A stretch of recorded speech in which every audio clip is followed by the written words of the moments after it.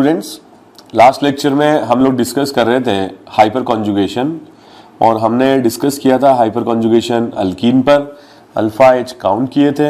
Alpha H के basis पर हमने स्टेबिलिटी ऑफ अल्कीन बताया था और स्टेबिलिटी ऑफ अल्कीन को हमने रिलेट किया था हीट ऑफ हाइड्रोजनेशन से। ठीक है, तो अब हम थोड़ा और आगे डिस्कस करते हैं। जैसे हीट ऑफ हाइड्रोजनेशन हम कंपेयर कर सकते हैं स्टेबिलिटी ऑफ अल्कीन से, वैसे एक और चीज़ है जो हम कंपेयर कर सकते हैं heat of combustion. So heat of combustion, पहली चीज़ व्हाट इज कंबशन। कंबशन का मतलब होता है जैसे हमारे पास कोई हाइड्रोकार्बन है, इसकी रिएक्शन O2 से करा दें तो ये बन जाए CO2 और क्या बन जाए H2। So this process is known as combustion. ठीक है, इसको बैलेंस भी हम कर सकते हैं। ऑक्सीजन यहाँ पर आ जाएगा X+Y/4। तो कंबशन का मतलब होता है हाइड्रोकार्बन हमने लिया और ये ऑक्सीडाइज करके क्या बना रहा है, CO2 और H2। This process is also exothermic और इसके लिए डेल्टा H की वैल्यू क्या होगी, लेस देन 0। ठीक है, द प्रोसेस इज एक्सोथर्मिक। ठीक है, it is exothermic. Then how do you define the heat of combustion. ठीक है, हीट ऑफ कंबशन कैसे डिफाइन होता है। हीट ऑफ कंबशन डिफाइन होता है amount of heat released when 1 mole of hydrocarbon undergo combustion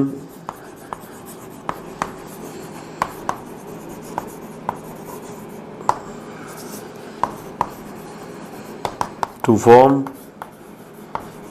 CO2 and H2O। तो एक मोल का अगर कंबशन होता है दैट इज, और जो हीट रिलीज होती है that will be defined as the heat of combustion. ठीक है, कभी कभी इस तरह के कंपैरिजन आ जाते हैं, मीथेन का हीट ऑफ कंबशन, इथेन का हीट ऑफ कंबशन, प्रोपेन का, ब्यूटेन का हीट ऑफ कंबशन। ठीक है, तो कैसे डिसाइड करोगे किसका हीट ऑफ कंबशन ज्यादा होगा। पहली चीज, अगर इसमें देखो एक कार्बन है तो एक ही CO2 बनेगा, इसमें 2 कार्बन आइटम्स है तो 2 मोल CO2 बनेंगे, इसमें 4 कार्बन आइटम्स है तो 4 मोल CO2 बनेंगे। तो जितने मोल CO2 बनेंगे उतनी ही ज़्यादा हीट रिलीज होगी क्योंकि ज़्यादा बॉन्ड फॉर्मेशन होगा। तो पहली चीज़, जब हमें हीट ऑफ कंबशन दिया जाए तो you count the number of carbon items and heat of combustion HOC will be directly proportional to number of what, carbon items. जितने ज़्यादा कार्बन आइटम्स होंगे उतना हीट ऑफ कंबशन ज़्यादा होगा। ठीक है, जैसे अगर मुझे ये कहा जाए कि इन चारों कंपाउंड्स में मुझे हीट ऑफ कंबशन को क्या करना है, कंपेयर करना है, तो HOC की जो वैल्यू है वो सबसे ज़्यादा होगी D के लिए, फिर C के लिए, फिर B के लिए और फिर A के लिए। ये ऑर्डर आएगा। ठीक है, इस तरह के क्वेश्चंस भी आ सकते हैं, cyclopropane, cyclobutane, cyclopentane and cyclohexane. Again you have to compare the heat of combustion. ठीक है, तो हीट ऑफ कंबशन को कैसे कंपेयर करेंगे। हीट ऑफ कंबशन सबसे ज्यादा होगा किसमें, मान लीजिए ये A है, ये B है, ये C है, ये D है। तो इसमें एक मोल में 6 मोल कार्बन आइटम होंगे, सबसे ज़्यादा कार्बन आइटम होंगे और इसीलिए D का हीट ऑफ कंबशन सबसे ज़्यादा होगा, फिर C का, फिर B का और फिर A का। ठीक है, तो इस तरह से हीट ऑफ कंबशन की वैल्यू को कंपेयर किया जा सकता है। एक क्वेश्चन और देखते हैं।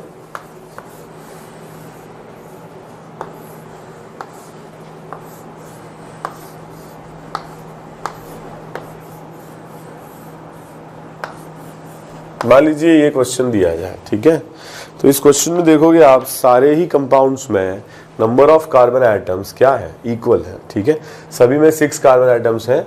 अब ऐसे केस में when carbon items are equal, when carbon items are equal, then heat of combustion will be inversely proportional to what, stability. तो स्टेबिलिटी के इन्वर्सली प्रोपोर्शनल होगा।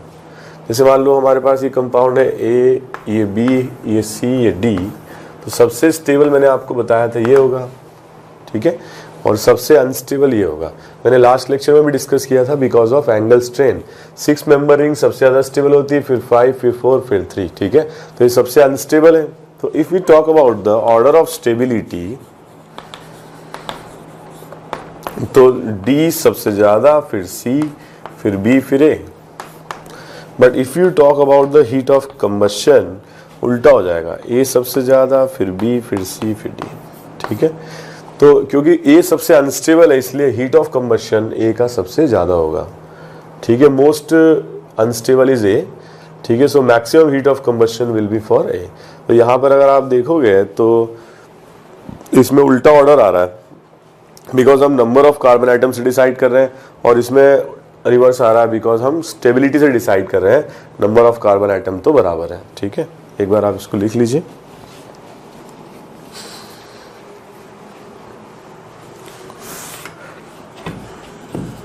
तो ऐसे जो क्वेश्चंस होते हैं, इनमें सबसे पहले आप क्या चेक करेंगे, नंबर ऑफ कार्बन आइटम्स, और कार्बन आइटम अगर बराबर है तो क्या चेक करेंगे, then you will compare the stability, ठीक है। और कुछ क्वेश्चंस हम लोग करते हैं इस पर।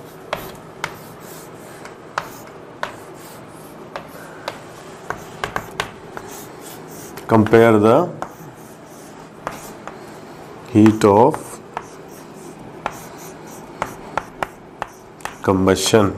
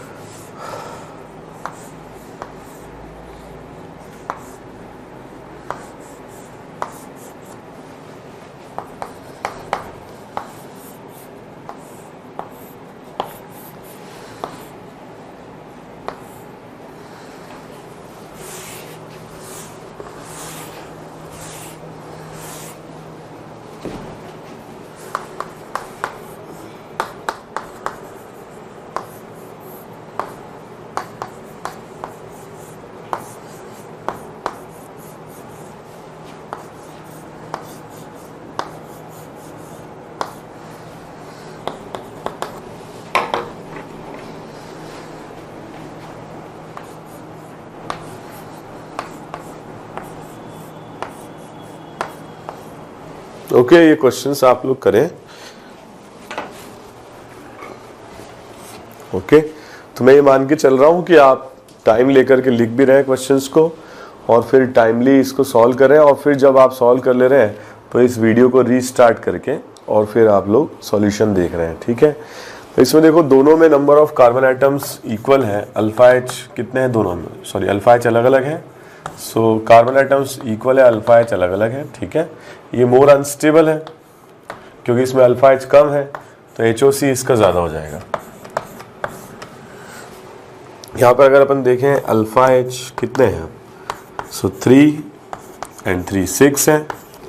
यहाँ पर अगर अपन देखें अल्फा एच कितने हैं, अगेन अल्फा एच सेम है, एक सिस स्ट्रक्चर है, एक ट्रांस स्ट्रक्चर है। इसका हाइड्रोजन और इसका हाइड्रोजन सेम साइड में होंगे, ये सिस है। इसका हाइड्रोजन और इसका हाइड्रोजन ऑपोजिट साइड में होंगे, ये ट्रांस। तो ट्रांस में क्या होता है, ये अल्काइल ग्रुप दूर होते हैं, लेस स्टेबल। यहाँ पर मिथाइल मिथाइल में रिपल्शन होगा, मोर, ठीक है, मोर अनस्टेबल। या अगर हम ये बोले सिस और ट्रांस में से ट्रांस इज मोर स्टेबल, और अगर ट्रांस मोर स्टेबल है, ठीक है, then cis trans more stable है देन सिस का हीट ऑफ कंबशन ज्यादा होगा, ठीक है। सो HOC ज्यादा होगा।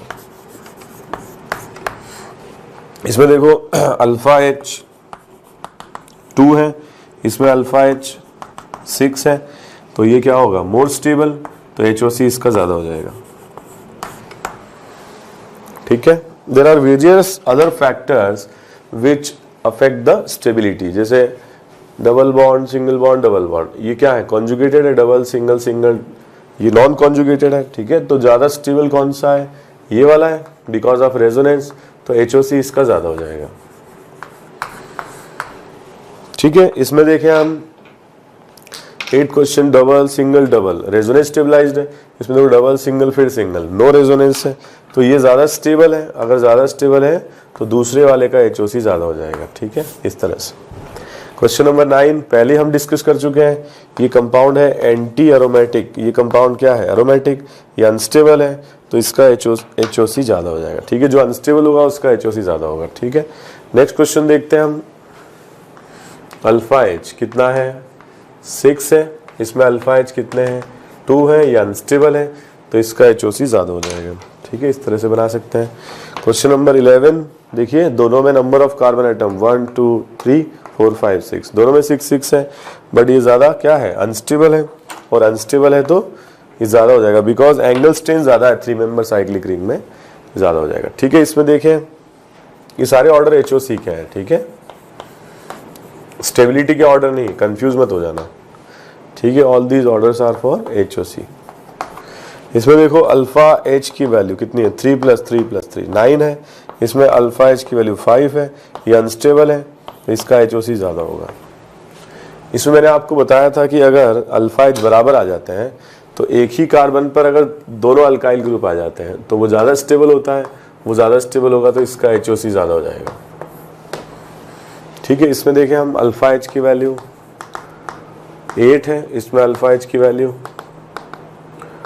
5 है, ये अनस्टेबल है, तो इसका HOC ज्यादा हो जाएगा। इसमें देखिए अल्फा H की वैल्यू 4 है, इसमें अल्फा H की वैल्यू 7 है, ठीक है, तो इसका HOC ज्यादा हो जाएगा, ठीक है। तो HOC के लिए हीट ऑफ कंबशन के लिए पहले क्या चेक करेंगे, पहले आप लोग चेक करेंगे नंबर ऑफ कार्बन एटम्स, और कार्बन एटम्स अगर इक्वल है then you look for the stability factor, right. तो आगे बढ़ते हैं।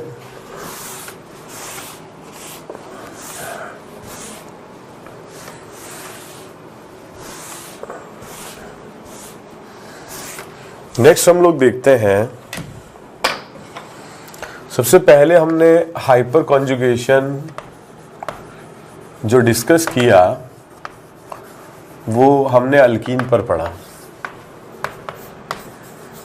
और अल्कीन पर हमने अल्फा H काउंट किए, जितने ज़्यादा अल्फा H उतने ज़्यादा रेजोनेटिंग स्ट्रक्चर या हाइपर कॉन्जुगेशन स्ट्रक्चर उतनी स्टेबिलिटी। तो अल्कीन जो भी हमने अभी हाइपर कॉन्जुगेशन किया वो अल्कीन पर या अल्काइन पर किया। अब हम देखते हैं कि कार्ब कैटायन में कैसे हाइपर कॉन्जुगेशन लगता है, फिर हम लोग आगे डिस्कस करेंगे कि फ्री रेडिकल में कैसे लगता है, फिर हम लोग आगे डिस्कस करेंगे कि एरोमेटिक में या बेंजीन में कैसे हाइपर कॉन्जुगेशन लगता है, ठीक है, और क्या क्या प्रॉब्लम्स पूछे जा सकते हैं।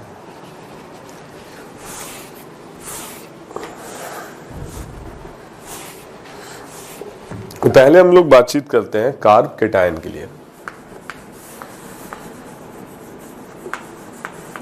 कार्बोकैटायन की हम पहले ही बातचीत कर चुके हैं, और इसमें हमने इंडक्टिव इफेक्ट के बेसिस पर स्टेबिलिटी ऑफ कार्बोकैटायन बताया था। अगर आपको याद हो तो हमने डिस्कस किया था कि जो टर्शरी कार्बोकैटायन है ये मोस्ट स्टेबल होगा, फिर 2 डिग्री और फिर 1 डिग्री, और सबसे ज्यादा अनस्टेबल होगा CH3+, ठीक है। तो इस डायरेक्शन में अगर हम जाएंगे तो क्या होगा, स्टेबिलिटी बढ़ेगी,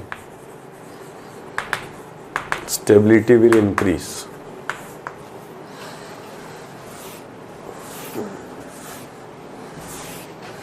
अब जैसे अगर कार्बोकैटायन की बात यहाँ करें हम, तो this is the only factor, ठीक है, जो हमने पढ़ा था। अब हम आगे देखते हैं the other factor is the hyper conjugation. So hyper conjugation states कि जो अल्फा कार्बन पर प्रेजेंट CH बॉन्ड्स होता है, जैसे अल्फा कार्बन है और ये अल्फा कार्बन पर CH बॉन्ड है, they can participate in hyper conjugation. किस तरह से? ये सिग्मा बॉन्ड पाई बॉन्ड में कन्वर्ट हो जाता है और इस तरीके का, इसको हम रेजोनेटिंग स्ट्रक्चर तो नहीं कह सकते हैं, क्या कह सकते हैं? Hyper conjugation structure. इस तरीके का हाइपर कॉन्जुगेशन स्ट्रक्चर बन जाता है. ठीक है, इसको समझने के लिए ऐसा भी कर सकते हैं. देखो दोनों जो सिग्मा बॉन्डेड इलेक्ट्रॉन है कार्बन पर आ जाए, ये बॉन्ड इस तरह से ब्रेक हो जाए और ये लोन पेयर और pi bond, sorry lone pair और वेकेंट आपस में पाई बॉन्ड बना ले. ठीक है, तो इस फिनोमिनन को भी हम क्या कहते हैं? सिग्मा पाई रेजोनेंस कह सकते हैं, या इसको हम नो बॉन्ड रेजोनेंस भी कह सकते हैं. तो सिग्मा पाई रेजोनेंस या क्या कह सकते हैं इसको? No bond resonance. ठीक है, तो इंपॉर्टेंट बात यह है कि कार्ब केटायन में डायरेक्टली हाइपर कॉन्जुगेशन हम लगा सकते हैं और ये CH बॉन्ड जो है it is converting into pi bond. ठीक है, इसलिए इसको सिग्मा पाई रेजोनेंस कह सकते हैं. अब मेरा क्वेश्चन ये है कि जैसे हमारे पास में ये कार्ब केटायन और ये कार्ब केटायन, ठीक है, ये कार्ब केटायन, ठीक है, ये कार्ब केटायन. तो इसमें अगर हम अल्फा कार्बन देखेंगे तो ये आ जाएगा अल्फा कार्बन, ये अल्फा कार्बन, ये अल्फा कार्बन. ये सारे हाइपर कॉन्जुगेशन शो कर सकते हैं. ठीक है, इसमें देखिए 2 अल्फा कार्बन आ जाएंगे और इसमें 1 आ जाएगा. ठीक है, तो इसमें जो अल्फा H होंगे वो कितने हो जाएंगे? सो 3 + 3 6 + 3 9 ये आ जाएंगे. इसमें कितने हो जाएंगे? 3 + 3 6. इसमें कितने हो जाएंगे? ओनली 3. और इसमें कितने हो जाएंगे? 0. ठीक है, तो जितने ज्यादा अल्फा H होंगे उतना क्या होगा? हाइपर कॉन्जुगेशन बढ़ेगा, रेजोनेटिंग स्ट्रक्चर्स बढ़ेंगे और मैं ये बोल सकता हूँ कि स्टेबिलिटी भी बढ़ेगी. मतलब मैं ये बोल सकता हूँ कि according to hyperconjugation factor, stability of carbocation, stability of carbocation is directly proportional to what? Number of alpha H. But जैसे कि मैंने बात करी थी कि अल्फा H मतलब हाइपर कॉन्जुगेशन, और हाइपर कॉन्जुगेशन से ज़्यादा स्टेबल कौन प्रोवाइड करते हैं या स्ट्रॉन्गर फैक्टर कौन सा होता है? That is resonance effect. ठीक है, जैसे मैं आपको कुछ क्वेश्चन कराता हूँ. देखो कुछ चीज़ें ऐसी होती हैं जो बोलने से समझ में आती है, कुछ चीज़ें ऐसी होती हैं जो क्वेश्चन सॉल्व करने से समझ में आती हैं. ठीक है, जैसे कुछ चीज़ें हमें करनी पड़ती हैं और कुछ चीज़ें हमें नहीं करनी पड़ती हैं. ठीक है, तो इसमें देखें हम कार्ब केटायन, यहाँ पर कितने अल्फा कार्बन है? तो एक अल्फा कार्बन ये है, एक अल्फा कार्बन ये है, एक अल्फा कार्बन ये है. सो टोटल अल्फा H कितने हो जाएंगे? 3 + 2 5 + 2 7. इसमें देखें हम अल्फा H, सो 1 + 2 3, सॉरी यस अल्फा H इसमें देखें ओनली 1. तो इसका जो स्टेबिलिटी ऑर्डर है वो ये आ जाएगा. So on the basis of alpha H we can define. ठीक है, बट मैं ये कह रहा था आपसे कि जैसे अगर मान लो ये दे दिया जाए और इसको हमें कंपेयर करना है. ठीक है, तो इसमें तो अल्फा H 0 हो जाएंगे क्योंकि sp2 कार्बन को कभी भी आप अल्फा कार्बन में काउंट नहीं करेंगे. बट आप इन दोनों को देख करके स्टेबिलिटी इसी की ज्यादा बोलेंगे. रीजन इज यहाँ पे जो पाई बॉन्ड है ये वेकेंट ऑर्बिटल के साथ रेजोनेंस स्टेबलाइज्ड है, जबकि ऐसा इसमें नहीं है. ठीक है, तो रेजोनेंस इफेक्ट जहां आता है वो ज्यादा स्टेबिलिटी प्रोवाइड करता है कंपेयर टू हाइपर कॉन्जुगेशन, और हाइपर कॉन्जुगेशन इंडक्टिव इफेक्ट से ज्यादा स्टेबिलिटी प्रोवाइड करता है. तो हम एक एक करके हम ये पॉइंट डिस्कस करते हैं. ठीक है, पहले आप इनको कॉपी कर लीजिए.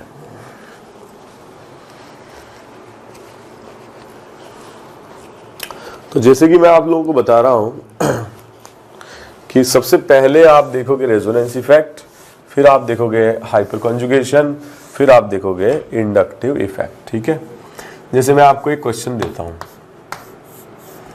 हमारे पास ये 2 कार्ब केटायन है.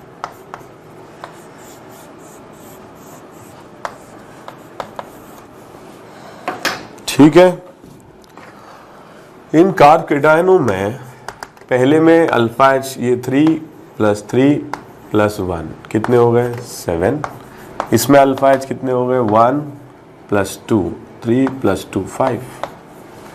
अब देखा जाए तो दोनों ही 3 डिग्री हैं। इंडक्टिव इफेक्ट से तो आप डिसाइड कर ही नहीं सकते, ठीक है। तो आप किससे डिसाइड कर रहे हो? पहली चीज आपको हाइपर कॉन्जुगेशन लगानी है, जिसमें ज्यादा अल्फा एच होंगे वो ज्यादा स्टेबल होगा, ठीक है। जैसे एक और क्वेश्चन हम देखते हैं।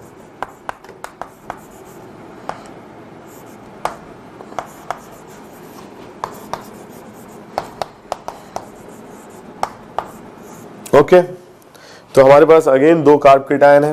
पहले वाले कार्ब केटायन में ये अल्फा कार्बन है, इसमें ये अल्फा कार्बन, इसमें अल्फा H2 है और इसमें भी अल्फा H2 बराबर हो गए। तो हाइपर कॉन्जुगेशन से तो अब आप डिसाइड नहीं कर सकते हो, और रेजोनेंस इफेक्ट तो इसमें है नहीं। तो फिर थर्ड फैक्टर पर आएंगे, सबसे पहले रेजोनेंस, फिर हाइपर कॉन्जुगेशन, फिर इंडक्टिव। तो इंडक्टिव इफेक्ट से देखा जाए तो ये मिथाइल ग्रुप यहाँ पे प्लस आई लगाएगा, और इंडक्टिव इफेक्ट से यहाँ पे आइसोप्रोपाइल प्लस आई लगाएगा। तो ये ज़्यादा स्टेबल होगा, क्योंकि आइसोप्रोपाइल ग्रुप ज़्यादा स्टेबिलिटी प्रोवाइड करेंगे, क्योंकि आइसोप्रोपाइल ग्रुप का प्लस आई इफेक्ट ज़्यादा स्ट्रांग होगा। तो कुछ क्वेश्चंस और मैं आप लोगों को दे रहा हूँ, ठीक है, इस पर अटेम्प्ट करें।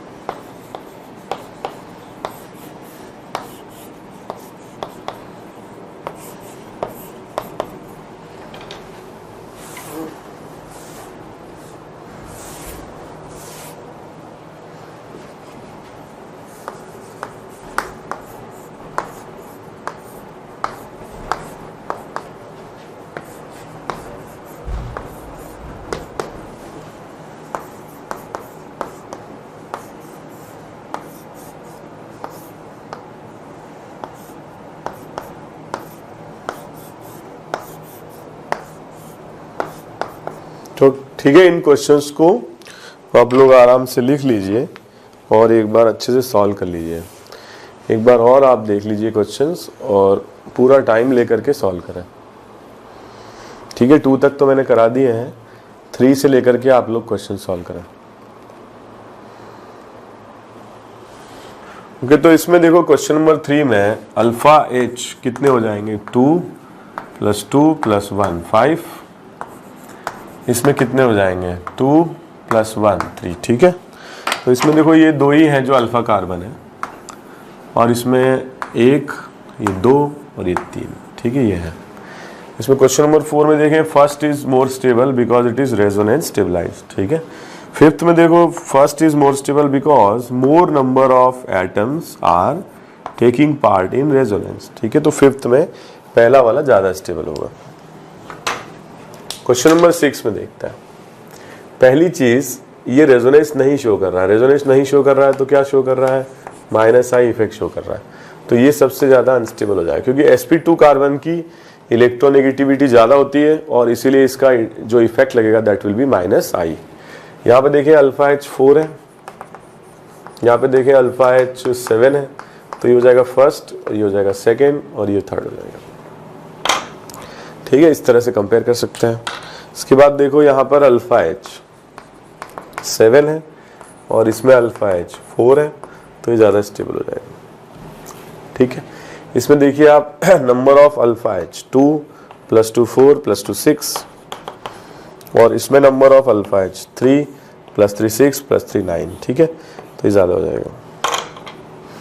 9 क्वेश्चन में देखें हम अल्फा H, सो 2 + 2 4 + 1 5, और इसमें अल्फा एच, सो 3 + 3 6 + 1 7 ज़्यादा हो जाएगा।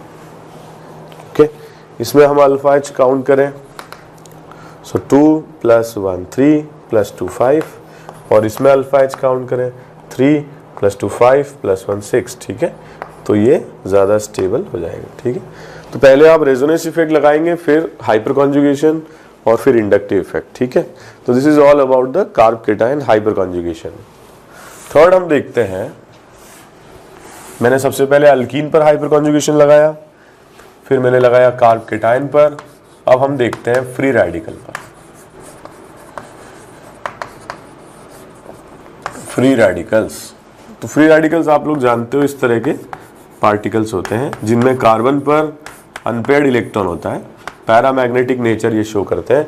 ठीक है, पी ऑर्बिटल में अनपेयर्ड इलेक्ट्रॉन पड़ा होता है।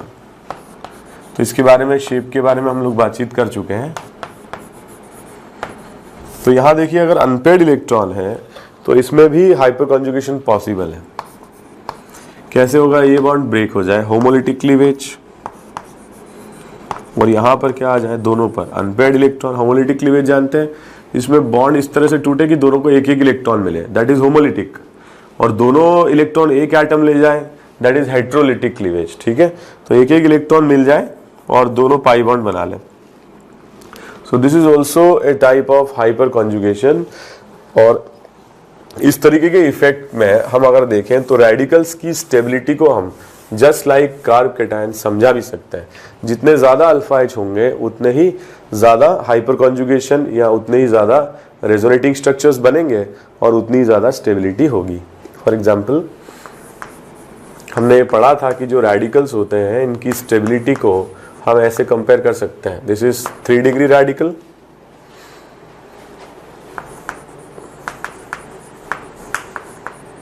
Two degree radical, 1 degree radical and CH3 dot. ठीक है, सो अगर अपन स्टेबिलिटी कंपेयर करें तो सबसे ज़्यादा होगा टर्शरी, फिर सेकेंडरी, फिर प्राइमरी, इस तरह से आएगा। ठीक है, तो यहाँ पर आप ऐसे भी कंपेयर कर सकते हो, इसमें अल्फा H9 है, ये भी अल्फा कार्बन है, ये भी अल्फा कार्बन है, ये भी अल्फा कार्बन है, और जितने भी हाइड्रोजन एटम्स हैं वो सारे जो अल्फा पर प्रेजेंट है वो सारे इस तरह के हाइपर कॉन्जुगेशन स्ट्रक्चर बना सकते हैं। और अगर बना सकते हैं तो उतने ज़्यादा रेजोनेटिंग स्ट्रक्चर्स होंगे और उतनी ज़्यादा स्टेबिलिटी भी होगी। ठीक है, यहाँ पर अगर अपन देखें अल्फा कार्बन, ये अल्फा कार्बन, यहाँ एक ही है, यहाँ 0 है, तो यहाँ अल्फा एच हो जाएंगे 6, जस्ट लाइक कार्ब केटायन, इसमें हो जाएंगे 3 और इसमें हो जाएंगे 0। तो स्टेबिलिटी का ऑर्डर अगर पूछा जाए, ए का, बी का, सी का और डी का, ठीक है, तो जो स्टेबिलिटी रहेगी वो सबसे ज़्यादा होगी ए की, फिर बी की, फिर सी की, फिर डी की। ठीक है, इस तरह से आ जाएगा। Okay, another question is like, इस तरह से दिया जाए,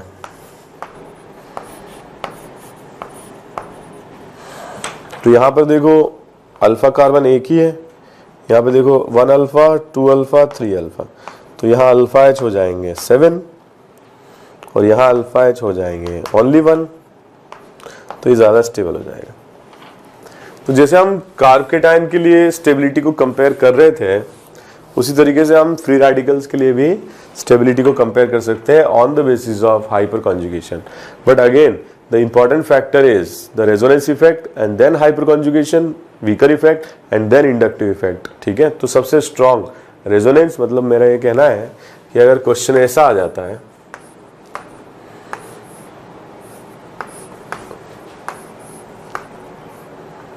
ठीक है, इस तरह का क्वेश्चन आ जाता है, तो ये अनडाउटेड विनर है पहला वाला, बिकॉज इसमें रेडिकल जो है इस पाई बॉन्ड के साथ रेजोनेंस स्टेबलाइज्ड है और इनमें हमें हाइपर कॉन्जुगेशन लगाना पड़ेगा। सो CH3, CH3 and CH2, so 3 alpha H, 3 alpha H, 2 alpha H, सो 8 और इसमें 6 अल्फा H होगा, सो 3 यहाँ पर, 3 यहाँ पर, तो ये हो जाएगा सेकेंड और ये हो जाएगा थर्ड।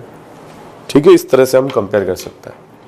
बहुत सारे स्टूडेंट क्या करते हैं, जब कार्बन आयन दिया जाता है तब भी अल्फा एच काउंट करने लग जाते हैं, जैसे केटायन में लगा दिया, एनायन में लगा दिया, तो इन दोनों में ज़्यादा स्टेबल कौन है, तो सर इसमें 3 अल्फा एच है, इसमें 5 है। ठीक है, तो ये बिल्कुल गलत है। कार्बेनाइन में क्या होगा, कभी भी हाइपर कॉन्जुगेशन अपन डायरेक्ट नहीं लगाएंगे,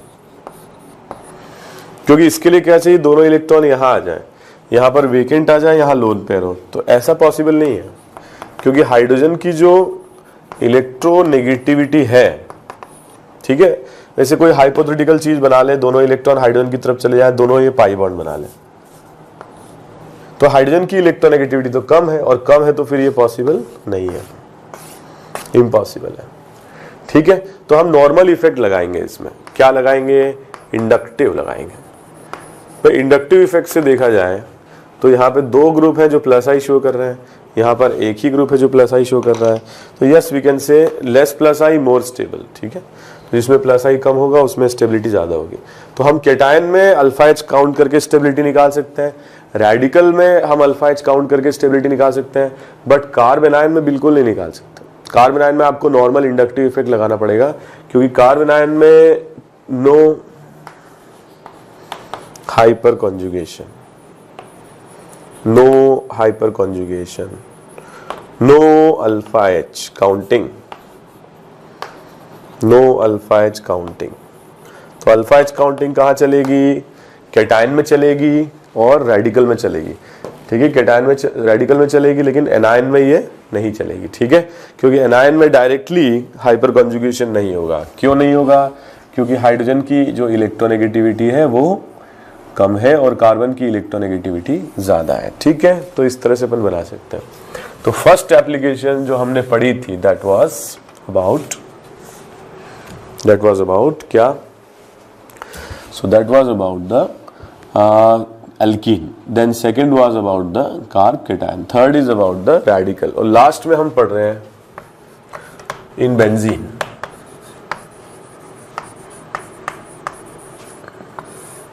तो बेंजीन में मान लो मैंने CH3 ग्रुप लगा दिया, तो क्या होगा, एक तो ये प्लस आई शो करता है, तो बेंजीन में जो इलेक्ट्रॉन डेंसिटी है ये तो बढ़ेगी। दूसरा ये है कि जो ये सिग्मा बॉन्ड है it can be converted to pi and pi can be converted to lone pair, ठीक है। इसको हम हाइपर कॉन्जुगेशन कहते हैं। ये अल्फा कार्बन भी है और इससे लगे हुए एच अल्फा एच भी है, ठीक है। तो इस तरीके का हाइपर कॉन्जुगेशन स्ट्रक्चर हमको इसमें मिलेगा।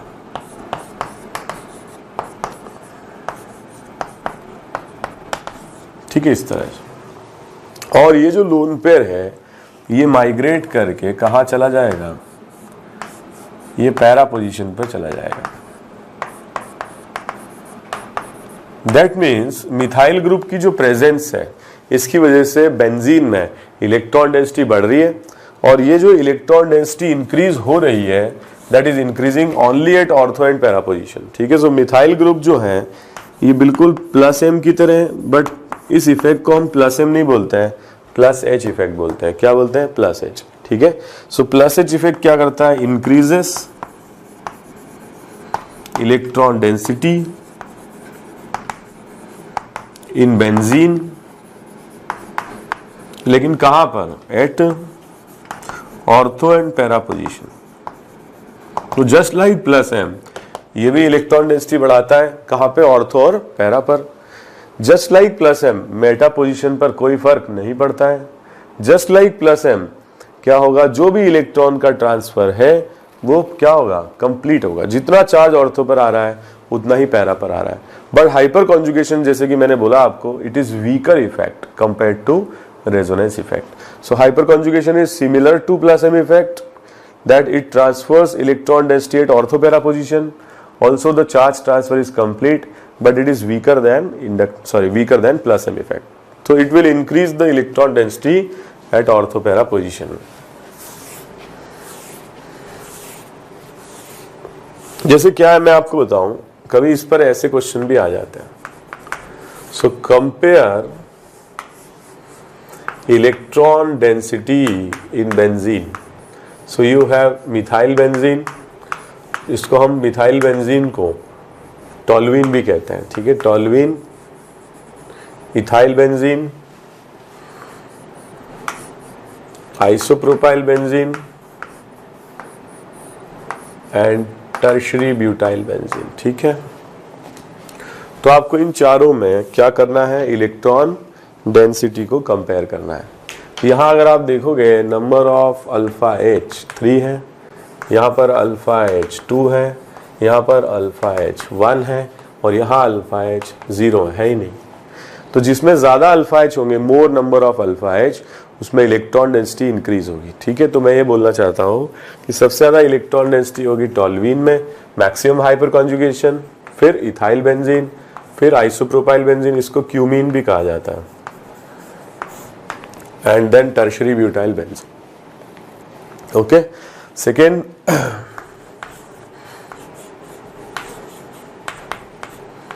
तो बेटा अगर मान लो यहाँ OH लगा दें, यहाँ पर अगर C डबल बॉन्ड OH लगा दें और यहाँ पर अगर मान लीजिए CH3 लगा दें, ठीक है, और आइसोप्रोपाइल लगा दें, तो जैसे कि मैंने आपको बोला था कि जो इफेक्ट है, ठीक है, या टर्शरी ब्यूटाइल लगा देते हैं। ठीक है, तो इसमें हमें इलेक्ट्रॉन डेंसिटी कंपेयर करनी है in benzene. First of all OH group is, अब आपको देख करके समझ में आना चाहिए कि ये क्या है, it is plus M effect. C double bond OH it is minus M effect. CH3 group it is plus H effect. Tertiary butyl group only plus I, क्योंकि अल्फा H 0 है। तो इलेक्ट्रॉन डेंसिटी को कौन बढ़ाते हैं, जो electron donating group होते हैं। ठीक है, जो इलेक्ट्रॉन डोनेटिंग ग्रुप होता है। इलेक्ट्रॉन डोनेटिंग कौन है, OH है, सबसे स्ट्रॉन्ग है क्योंकि सबसे स्ट्रॉन्ग प्लस एम इफेक्ट है। सबसे कम इलेक्ट्रॉन डेंसिटी हो जाएगी इसमें माइनस एम इफेक्ट, और प्लस H और प्लस I में से plus H is more powerful compare two plus I। ठीक है, तो इस तरह से हम कंपेयर कर सकते हैं इलेक्ट्रॉन डेंसिटी। ठीक है, अनदर क्वेश्चन इज, और मैं क्वेश्चन कराता हूं इस पर आपको।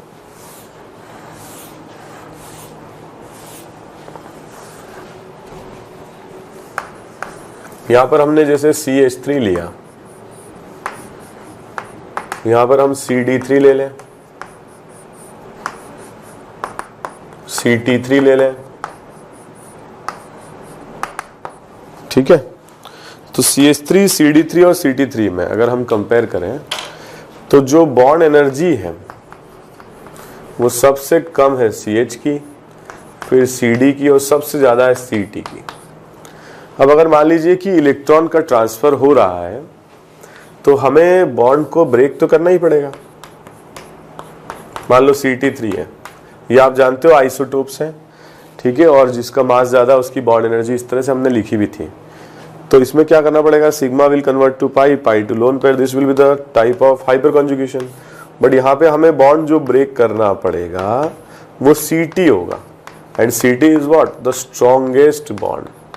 तो स्ट्रॉन्गेस्ट बॉन्ड तोड़ना पड़ेगा, इसीलिए ये इफेक्ट क्या होगा, वीक हो जाएगा, because more energy will be required to तोड़ द बॉन्ड। ठीक है, to break the bond we need more energy, और इसीलिए ये क्या हो जाएगा, काफी वीक हो जाएगा। ठीक है, तो अगर हम इन तीनों में कंपेयर करें, डायरेक्टली ध्यान भी रख सकते हो, प्लस H इफेक्ट सबसे ज्यादा होगा CH3 का, फिर CD3 का, फिर CT3 का। लेकिन अगर हमने इंडक्टिव इफेक्ट जैसे पढ़ा था पहले, तो वो इसका ऑर्डर रिवर्स है, CT3 का सबसे ज्यादा होगा, फिर CD3 का, और फिर CH3 का। तो अगर हाइपर कॉन्जुगेशन की बात करें तो CH3 सबसे ज्यादा, और अगर इंडक्टिव की बात करें तो उल्टा CT3 सबसे ज्यादा। और इन तीनों में अगर हम देखें तो हम हाइपर कॉन्जुगेशन से डिसाइड करेंगे, because hyper conjugation is a stronger effect, और ऐसे केस में सबसे ज्यादा इलेक्ट्रॉन डेंसिटी आ जाएगी, ठीक है, CH3 में, देन सेकेंड CD3 में, थर्ड CT3 में। We can decide it on the basis of plus H effect, and plus H effect will be strongest for CH3 because CH has the weakest bond. ठीक है, it will be lowest for CT3 because CT bond is the strongest bond. ठीक है, इस तरह से कर सकते हैं। ठीक है, और क्वेश्चंस हम लोग देखते हैं इसमें।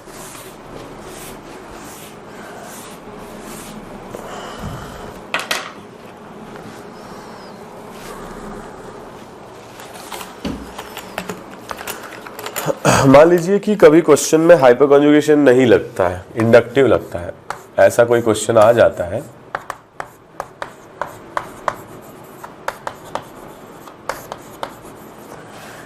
ठीक है, इस तरह का कोई क्वेश्चन आ जाता है।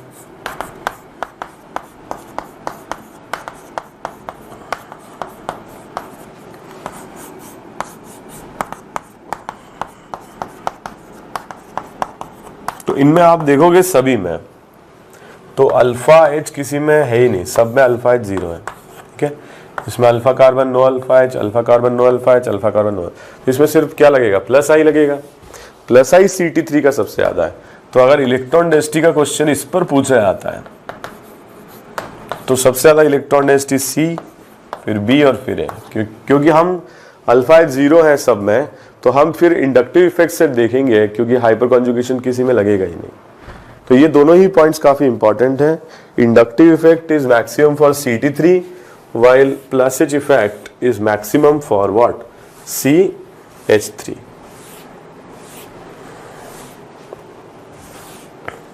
ठीक है, तो ये एक इंपॉर्टेंट बात थी। एक दो क्वेश्चन और इस पर हम लोग कर लेते हैं।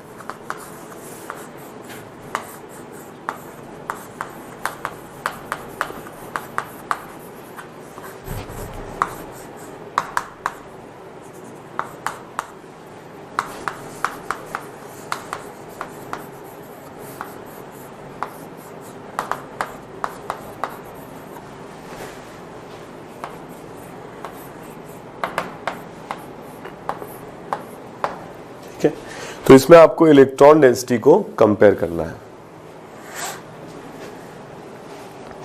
एक क्वेश्चन और कर लीजिए।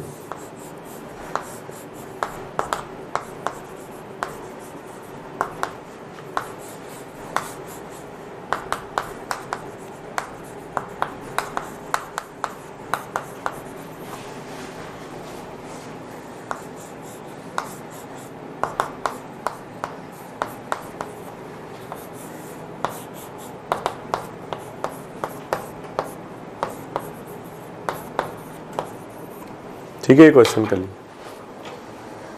ओके, तो फिफ्थ क्वेश्चन में देखें हम।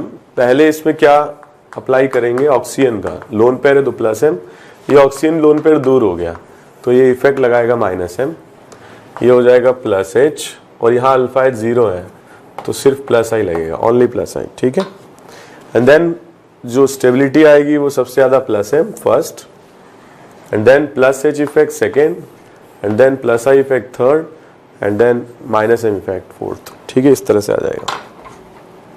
ओके, इसमें अगर हम देखें ये भी प्लस एम है और ये भी प्लस एम है। ठीक है, इसमें क्या लगेगा, प्लस एच, और इसमें अल्फा एच 0 है तो ओनली प्लस आई, ये लगेगा।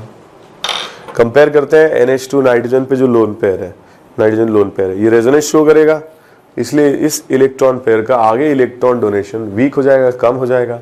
तो मैं ये बोल सकता हूँ कि इसका प्लस एम वीक है और इसका प्लस एम स्ट्रांग है, क्योंकि ये लोन पेयर क्या है, समर्पित है बेंजीन के लिए, और ये लोन पेयर गड़बड़ कर रहे हैं, कभी इसके साथ कभी उसके साथ, तो इसमें समर्पण कम है लोन पेयर में। ठीक है, बेंजीन के साथ भी रेजोनेंस कर सकता है, C डबल बॉन्ड O के साथ भी कर सकता है। तो क्या होगा, इलेक्ट्रॉन कम हो जाएंगे नाइट्रोजन पर, क्योंकि इसके साथ में भी रेजोनेंस करना पड़ेगा, and that will make the electron donating power कम। ठीक है, और इन दोनों में अगर अपन देखें तो प्लस एच इफेक्ट स्ट्रॉन्गर होता है और प्लस आई इफेक्ट वीक हो जाता है। ठीक है, तो एक बार आप इसको कॉपी कर लीजिए। नेक्स्ट लास्ट अपन देखते हैं, जैसे हमने प्लस एच इफेक्ट देखा है, बेंजीन पर माइनस एच इफेक्ट भी लगता है। ठीक है, तो बेंजीन पर किस तरह से माइनस एच इफेक्ट लगता है वो हम देखते हैं। माइनस एच इफेक्ट का मतलब होता है electron withdrawing effect, electron withdrawing effect. The only group which can show electron withdrawing effect or minus H effect is CCl3. तो CCl3 अकेला ग्रुप है जो माइनस एच इफेक्ट शो कर सकता है, और कोई ग्रुप माइनस एच शो नहीं कर सकता। ठीक है, जैसे हमने हाइपर कॉन्जुगेशन बनाया था तो उसमें इलेक्ट्रॉन डोनेट कर रहे थे, हम यहाँ विड्रॉ करेंगे। ठीक है, और विड्रॉ करेंगे इसलिए इसे कहा जाता है reverse hyper conjugation, reverse hyper conjugation. तो यहाँ क्योंकि क्लोरीन की इलेक्ट्रॉन डेंसिटी ज्यादा है, सॉरी इलेक्ट्रोनेगेटिविटी ज्यादा है, तो ये इलेक्ट्रॉन को अपनी तरफ खींच लेगा, और अपनी तरफ खींच लेगा तो कार्बन पर डेवलप हो जाएगा पॉजिटिव चार्ज। और फिर ये क्या होगा, बेंजीन के साथ रेजोनेंस शो कर सकता है, तो प्लस चार्ज बेंजीन के साथ रेजोनेंस शो करेगा तो क्या होगा, it will be delocalised at ortho and para position. ठीक है, तो ये इफेक्ट भी कहाँ ट्रांसफर होता है, ऑर्थो और पैरा पोजीशन पर, जस्ट लाइक -m इफेक्ट। ठीक है, तो ये इफेक्ट क्या है, -h इफेक्ट है। ठीक है, it will decrease electron density in benzene. तो बेंजीन में क्या होगा, ये इलेक्ट्रॉन डेंसिटी को कम करेगा। पहली बात, कहाँ कहाँ कम करेगा, at ortho and para position.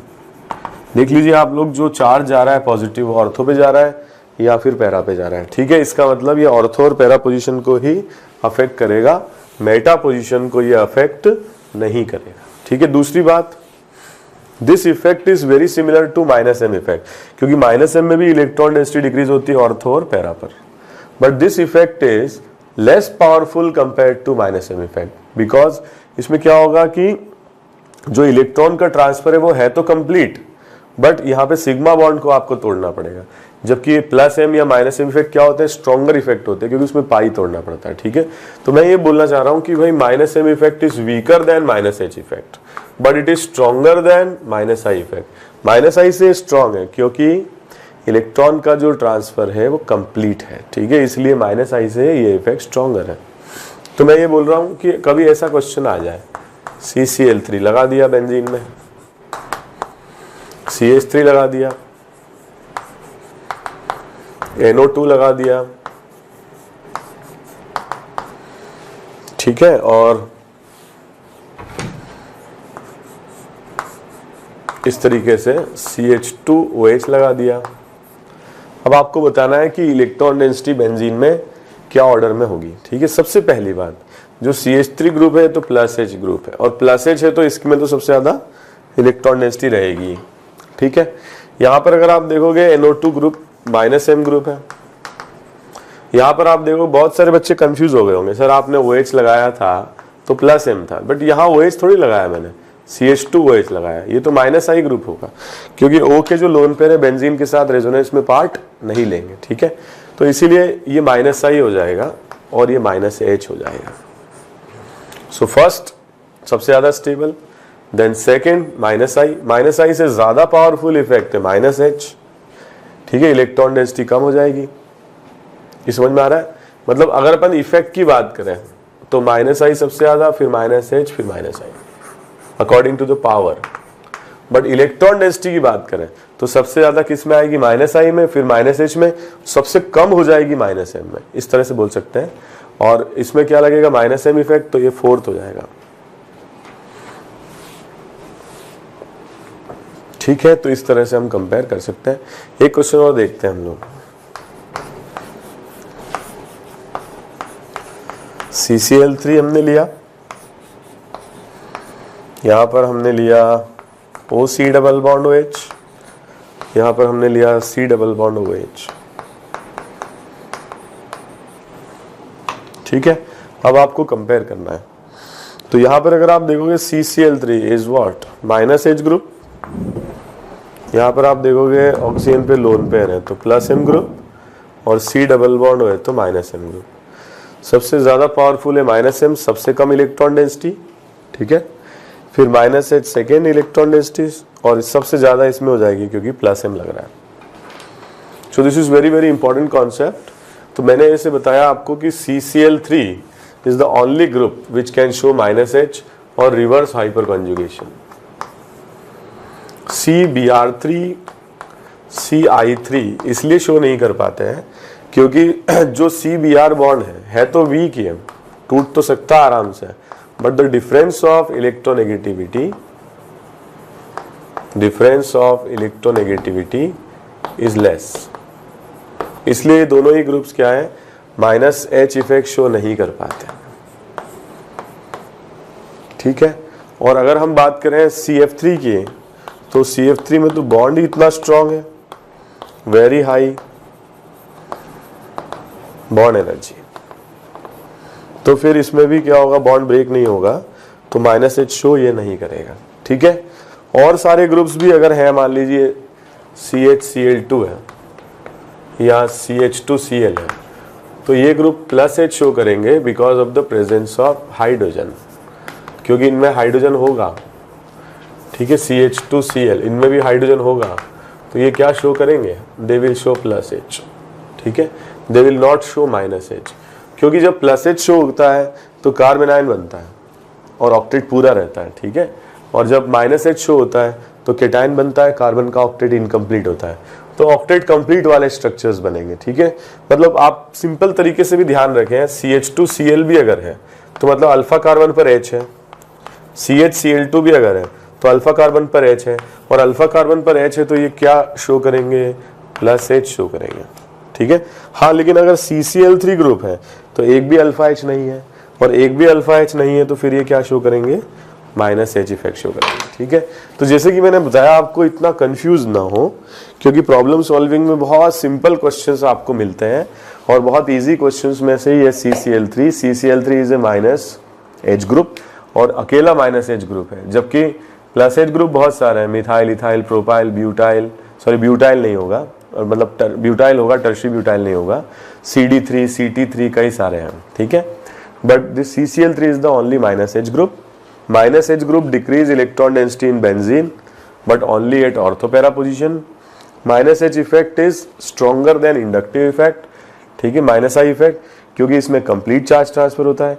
Minus H effect is weaker then minus M effect, क्योंकि माइनस M इफेक्ट में पाई तोड़ना पड़ता है तो ज़्यादा मॉलिक्यूल्स तक, ठीक है, हम पाई तोड़ सकते हैं, और इसमें सिग्मा तोड़ना पड़ता है तो कम मॉलिक्यूल ही सिग्मा ब्रेक कर पाते हैं। तो ऑर्डर क्या रहेगा, सबसे स्ट्रॉन्ग माइनस M, फिर माइनस H, फिर माइनस I, ठीक है। हाँ, लेकिन अगर माइनस M बढ़ेगा तो इलेक्ट्रॉन डेंसिटी कम होगी, ठीक है, और माइनस H से भी इलेक्ट्रॉन डेंसिटी कम होगी। तो अकॉर्डिंग टू दैट क्वेश्चंस जैसे आते हैं तो यू हैव टू आंसर, ठीक है। और क्वेश्चंस मैं आपको कराऊंगा, ठीक है, नेक्स्ट क्लास में मैं आप लोगों को क्वेश्चंस कराऊंगा। तो प्लस H और माइनस H मैंने डिस्कस किया। इसके पहले हाइपर कॉन्जुगेशन को हमने 4 टाइप पर डिवाइड किया था। पहला हमने देखा अल्कीन पर, अल्कीन की स्टेबिलिटी हमने चेक की, हीट ऑफ हाइड्रोजनेशन कंपेयर किया। आज के लेक्चर में हमने हीट ऑफ कंबशन कंपेयर किया।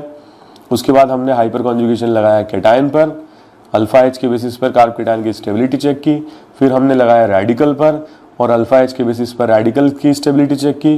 फिर लास्ट में हमने डिस्कस किया रिवर्स प्लस H डिस्कस किया पहले बेंजीन पर, फिर लास्ट में हमने डिस्कस किया माइनस H।